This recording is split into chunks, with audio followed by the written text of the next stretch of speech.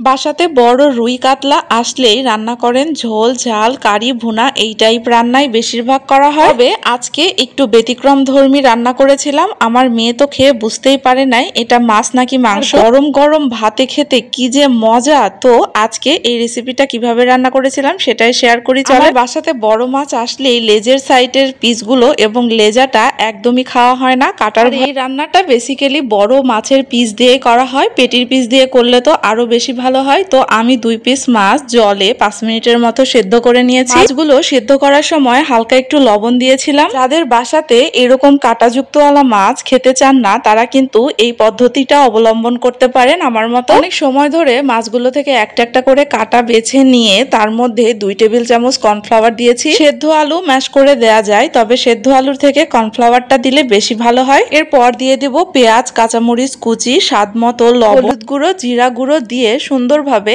এটাকে মেখে নিব।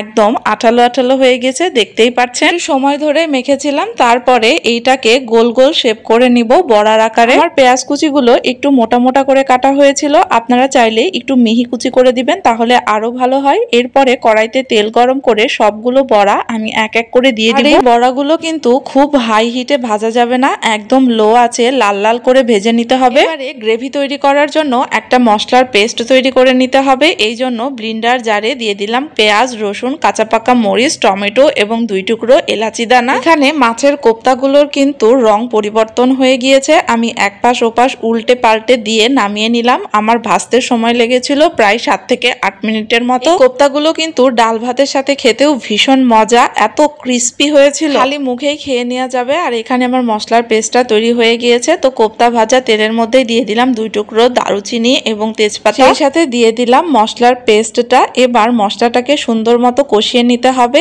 এবারে কিছু মশলা অ্যাড করে নিচ্ছি, জিরা গুঁড়ো এবং আদা বাটা দিয়ে তারপরে নাড়াচাড়া করে ঢাকনা দিয়ে ঢেকে দেব। মশলাটা কিন্তু বেশ সুন্দর মতো কষিয়ে নিতে হবে যেন কাঁচা ভাব একদমই না থাকে। ঢাকা দিয়ে 2 থেকে 3 মিনিট পর মশলা থেকে কিন্তু তেলগুলো উপরে চলে এসেছে আর মশলাটা প্রায় কষানোও হয়ে গিয়েছে। এবারে মাছের কোপ্তাগুলো মশলার মধ্যে দিয়ে সুন্দর মতো আরেকটু কষিয়ে নিতে হবে। সারা বাড়ি গন্ধে ম করছিল, মনে হচ্ছিল যে মাংসই রান্না করা হচ্ছে, এত চমৎকার ফ্লেভার। খুব বেশি আমি জল দিব না, শুধুমাত্র খুন্তি ধোয়া একটু জল দিয়ে আবারও ঢাকনা দিয়ে ঢেকে রেখে দিব 2-3 মিনিট। মাছের কোপ্তাগুলো কিন্তু একদমই ভেঙে যায়নি, সবগুলোই গোটা গোটাই রয়েছে।